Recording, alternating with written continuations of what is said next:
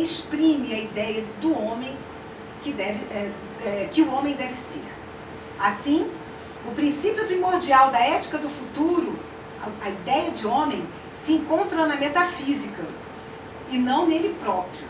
Essa afirmação contraria os dogmas de nosso tempo de que não existe verdade metafísica e de que não se pode deduzir um dever do ser. De um modo geral, no meio filosófico, há muitas correntes filosóficas que quase temem a palavra metafísica, né?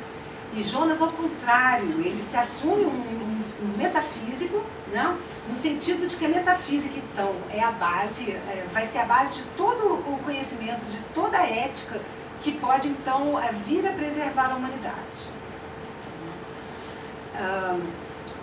Então, eu vinha falando que esse fundamento metafísico, né, associa, implica a dedução de um dever a partir do ser, né, do existir.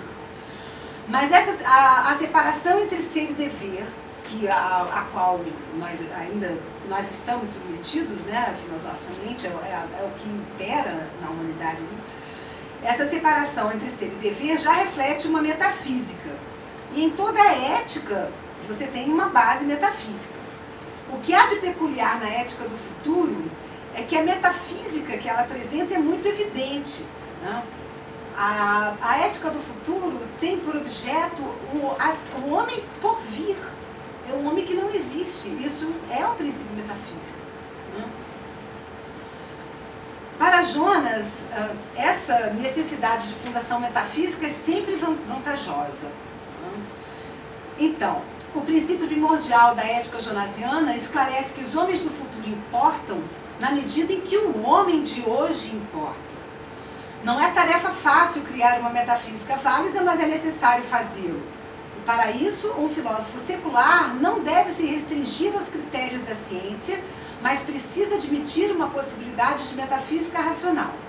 E decorrente dessa necessidade, Jonas diz que a ética que possa ser eventualmente fundamentada a partir de aqui não deveria se estacionar no brutal antropocentrismo que caracteriza a ética tradicional do Ocidente. Mas as possibilidades apocalípticas contidas na tecnologia moderna têm nos ensinado que esse antropocentrismo pode ser um preconceito e que deveria, em todo caso, ser profundamente reexaminado. A primazia do ser sobre o nada, que é o princípio fundamental da ética do futuro, deve ser reconhecida para que a escolha do não ser não seja possível. Esse ponto é de extrema importância para a ética, pois somente esse reconhecimento da primazia do ser sobrevém o dever em favor do ser. No confronto entre o ser e a morte, o ser se afirma fortemente. A vida é essa tensão explícita entre o ser e o não ser. O ser vivo, por sua carência essencial, em virtude das necessidades metabólicas constantes e cuja satisfação não pode falhar, e inclui em si mesmo a possibilidade de não ser como uma ameaça permanente e que a vida está sempre buscando vencer. No empenho de se afirmar, a vida intensifica a negação do não ser. E graças a essa negação, o ser afirma seu interesse positivo na escolha de si mesmo. Como o perigo de não ser é parte da essência dos seres vivos, a vida expressa sempre a escolha pelo ser. O dever ser, então, se torna um objeto da filosofia e é de ordem axiológica. O valor reivindica sua existência continuada. A investigação ontológica e epistemológica do valor é fundamental, pois todas as escolhas que expressam a vontade do próprio ser indicam a sua presença no mundo graças às atribuições de valor. Um aprofundamento na teoria dos valores é necessário para a ética do futuro, pois da objetividade dos valores se deduz um dever ser e um comprometimento com a preservação do ser. Em outras palavras, uma responsabilidade para com o ser. Um fim ou um objetivo responde à pergunta para quê? e define as respectivas coisas ou ações independentemente do seu valor. Constatar a finalidade de algo não envolve em si nenhum julgamento de valor, mas reconhecer os fins imanentes de algo facilita os julgamentos sobre a adequação desse algo para os seus fins. Julgamentos de valor não são decisões valorativas ou definições de metas feitas por mim. Os valores e objetivos das coisas derivam do próprio ser das coisas correspondentes e dependem da compreensão que se tem sobre essas mesmas coisas. Os valores são diferentes dos sentimentos. Os valores independem do sentimento que temos pelas coisas. Há valores cujo conhecimento se dá a partir do sentimento, mas os valores independem do sentimento. Os valores são a priori. A essência dos valores não se encontram no sentimento. A subjetividade constitui uma explicação causal e está associada aos fins humanos, e com isso à ética.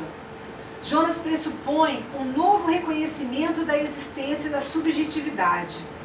Ele considera que a subjetividade está no mundo de uma forma tão objetiva quanto as concretudes físicas. A realidade da subjetividade é a sua força causal, e ela tem poder para autodeterminar o pensamento e, por meio dele, determinar a ação corporal.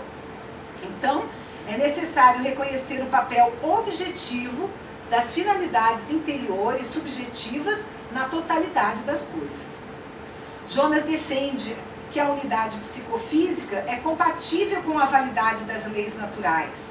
Há um agir na natureza que não é vinculado ao homem, que independe da razão e da livre escolha. As ações humanas estão ligadas à consciência, à subjetividade e ao arbítrio, mas nos níveis inconscientes e involuntários, é a natureza que sustenta a vida e, portanto, é a natureza que opera a finalidade. Esse ponto tem grande importância para a fundamentação ontológica do valor e, assim, para a ética. Jonas ressalta, entretanto, os preconceitos que a modernidade tem contra essa fundamentação.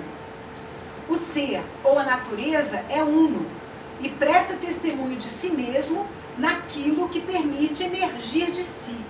Por isso, a compreensão sobre o que é o ser precisa ser obtida a partir do seu próprio testemunho, e o testemunho mais elevado a que tivermos acesso, o testemunho do ser vivo. O ser vivo testemunha a própria vida, experimenta a própria vida em si mesmo. E a ciência natural ignora deliberadamente esse testemunho. Quando o biólogo pesquisa, por exemplo, a nível molecular, ele age como se não soubesse que todo o metabolismo se dá num corpo vivo. Quando a pesquisa é sobre organismos inferiores, o cientista age como se não soubesse que há organismos superiores. E quando a pesquisa é nesses organismos superiores, ele lhes ignora uma subjetividade própria. Ou seja, os cientistas lidam com uma ficção e se esquecem de que esse pressuposto ficcional com o qual lidam é apenas uma estratégia metodológica. Então, como metodologia, é válido esse isolamento do que você está pesquisando em função do todo, mas apenas para aquela pesquisa. É importante que se contextualize o que se pesquisa dentro do todo. Para chegar a uma verdade, o cientista precisa reconhecer a sua própria autonomia intelectual e o poder do interesse e é o poder do interesse motivador que torna possível a autodeterminação intelectual do próprio cientista que está associado a uma determinação corporal efetiva para a efetuação da sua pesquisa. Então, o cientista reconheceria a subjetividade e deveria reconhecer a subjetividade e o espírito como princípio ativo da natureza e assim acreditaria a subjetividade a produção da finalidade. Jonas quer, então, em função da ética, ampliar o lugar da finalidade ou da teleologia. Para isso, ele considera que a subjetividade e o que está oculto na totalidade do ser. A subjetividade é uma manifestação superficial da natureza, como a ponta de um iceberg. Explicar a natureza não é o mesmo que compreendê-la. E é preciso ter em mente que a ciência não nos diz tudo sobre a natureza. E ela não é capaz de explicar o fenômeno da consciência. E isso é um limite essencial da ciência. Para Jonas, a natureza, ao gerar a vida, manifesta um fim. E esse fim é a própria vida. Esse talvez não seja o único fim, mas é um dos fins da natureza. Então, faz sentido um fim imanente, presente no funcionamento dos órgãos, bem como dentro do conjunto do organismo, mesmo que inconsciente e involuntário. E também faz sentido falar da vida como fim imanente do próprio organismo.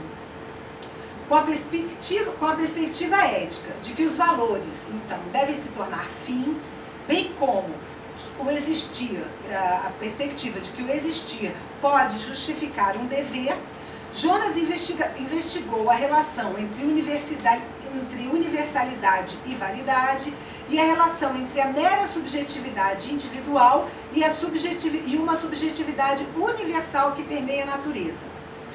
A comprovação de que a finalidade já está presente na natureza, mesmo contida nela, leva Jonas a querer algo essencial para a ética. No seu interesse pela vida orgânica, a natureza criou uma incrível variedade de formas e a finalidade da natureza se tornou cada vez mais subjetiva. Todas as variedades da biosfera, além de uma finalidade da natureza, são uma finalidade em si mesmas, encerram um fim em si mesmas. O homem é o resultado máximo da natureza pela finalidade, mas em virtude da sua liberdade e do poder que o conhecimento lhe proporcionou, ele também pôde se tornar o seu próprio destruidor.